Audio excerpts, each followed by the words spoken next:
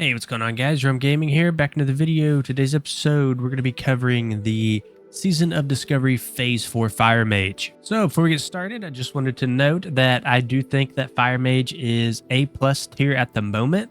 I think they're the best mage specialization by far, probably the third or fourth highest single target damage at the moment. So that brings me into my first pro here, highest overall single and area damage, mage specialization. We have really good scaling with gear, kind of similar to something like a warrior. We do scale very well with critical strike. And we also have a pretty fun rotation with something like hot streak.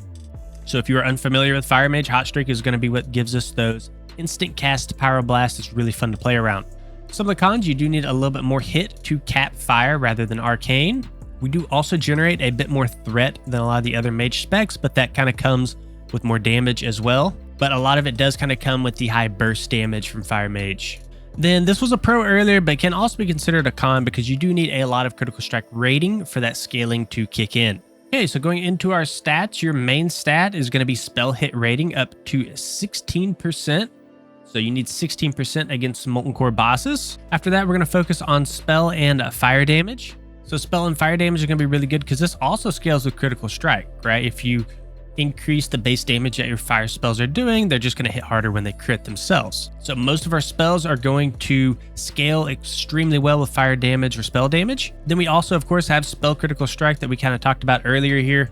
And this is going to scale really well with things like ignite and spell power. So if you're not sure what these are, this is a spell power rune. Increase the critical strike damage bonus of all your spells by 50%. And then ignite here is a talent.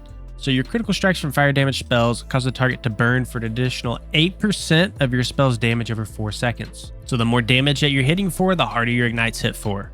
And then finally, after all that, this will just pretty much come very passively to you is intellect. It's going to be coming on almost all your gear. So not typically a stat that you have to worry about too much. Okay, so quickly taking a look at our talents here. Most of our points are going to be going into fire. We will have some points, of course, going into frost. The reason for this is because a lot of our spells actually benefit from both frost and fire talents, such as like Frostfire Bolt and Bellfire Bolt. So the main spells you're going to be after in the fire tree, the first one's going to be Ignite, which we kind of talked about earlier. Your critical strike from fire damage spells cause the target to burn for an additional 40% of your spell's damage over 4 seconds. Of course, Power Blast, which is going to be coming from our hot streaks. Whenever we hot streak, we're going to want to Power Blast, so this is going to be a very core spell. We also have Burning Soul, so it gives your fire spells a 70% chance to not lose casting time when you take damage. So that's going to be really nice. If there's any sort of ticking rot damage going out, you're not going to be losing any sort of cast time. And this is also going to reduce the threat caused by your fire spells by 30%.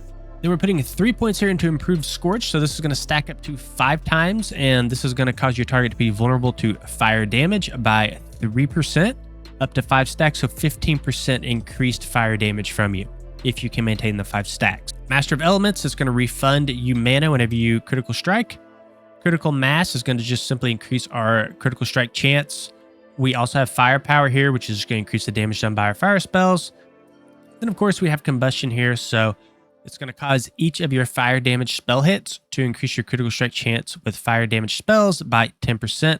So this will happen until you've caused 3 critical strikes with fire spells. So we'll get into that a little bit more into the rotation. Elemental Precision is really nice. It's going to reduce that resist chance for frost and fire spells by 6%. We also have Ice Shard, so increase the critical strike damage bonus of your frost spells by 100%. Really nice for Frostfire Bolt. Really nice for a Bellfire Bolt. Piercing Ice, again, just more damage with our frost spells. We have a Cold Snap, which is going to be used in parallel with our Icy Veins. So we'll talk about that a little bit more once we get into the rotation. And then Frost Channeling just for a little bit additional reduced threat and mana cost on our spells. Okay, let's start with runes. The Chest Rune will be the first one we talk about. So this is going to increase your spell critical strike chance with all spells by 15%. So Burnout is going to be really good because this scales very well with our Ignite talent. So the more times that we're critical striking, the more times that we can proc Ignite. We have Living Bomb down here in the bottom, which is going to be our glove rune. Target becomes a living bomb, taking X amount of fire damage over 12 seconds. After the 12 seconds or the spell is dispelled, the target explodes. So whenever you do put this on a target, you do want to make sure that the explosion is going off. We have Icy Veins up here at the top in our leg rune. So like we said earlier, we can reset this with our Cold Snap. So this is just going to hasten our spell casting like a mini lust, increasing our casting speed by 20%, and reduces pushback while casting by 100%.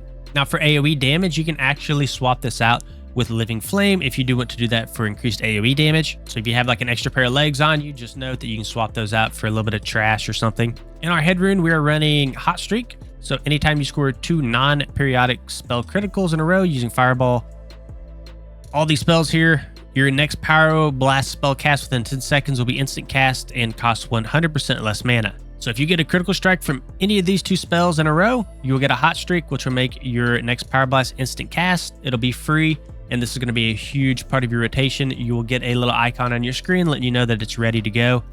This is something you pretty much want to be using on proc. Then in our fit rune here, we do have Spell Power. So increase the critical strike damage bonus of all your spells by 50%. No brainer there.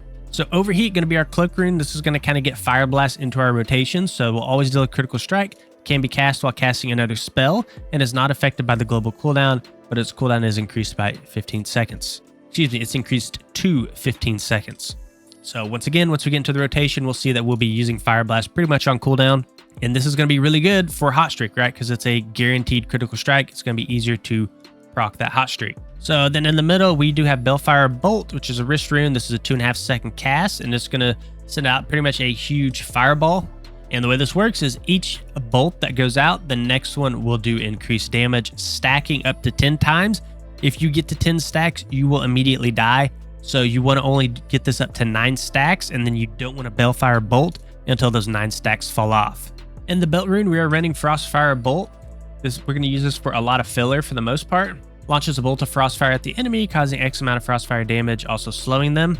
This will also apply a dot for X amount of Frostfire damage over 9 seconds. Then in our rings, we'll be running the Frost specialization as well as the Fire specialization. Okay, let's get to the fun stuff now, the rotation. So over here on the left-hand side, we have our openers. So before your single target rotation, this is what you're going to be doing. Obviously, in an AoE situation, you probably won't be using this opener. It just depends if it's like a boss or a trash pack. You'll have to make that decision yourself.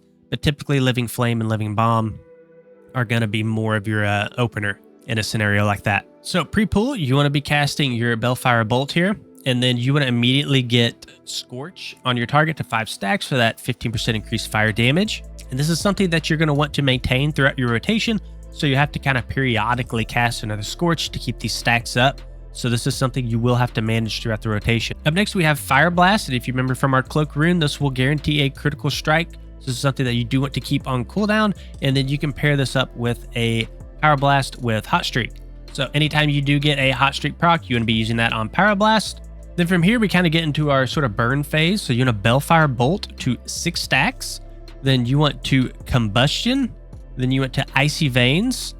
And you want to continue casting a Bellfire Bolt. Then whenever your Icy Veins does run off, you can Cold Snap and Icy Veins again.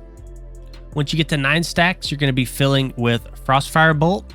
And then you want to go into 9 more Bellfire Bolts. Again, in between all of this, you do want to maintain those Scorch stacks as much as you can, and you do want to keep Power Blasting with Hot Streaks. So really right here, you don't necessarily just go into like straight Frostfire Bolt into 9 Bellfire Bolts. I mean, of course, you're going to want to maintain your Scorch stacks. It's kind of a priority system, right? If Power Blast does proc in between there, you're going to be Power Blasting. But just know that once you do get to those 9 stacks, you are filling with Frostfire Bolt while maintaining everything that's going on up here. So the opener and single target rotation are going to be extremely similar. So maintain these in the single target rotation, get up to 9 stacks on Bellfire Bolt, Frostfire Bolt until the 9 stacks fall off, and then you can combust with the Icy Veins and then a Cold Snap to get that second Icy Veins going. All right, then in our AoE rotation, we're going to be using Living Flame. You want to make sure that's on a high HP target, because if the target dies, then you will lose the Living Flame debuff. Or the damage from Living Flame, I guess is a better way to word that. You want to Living Bomb on as many targets as you possibly can that Living Bomb will actually explode on. And if you do happen to be in melee range, you can Blast Wave or Cone of Cold. And then if you do have mana, you can Flame Strike, Arcane Explosion, or Blizzard. All right, guys, that's going to be it for this video. If you enjoyed it, please consider liking and subscribing to the channel. We'll see you on the next one.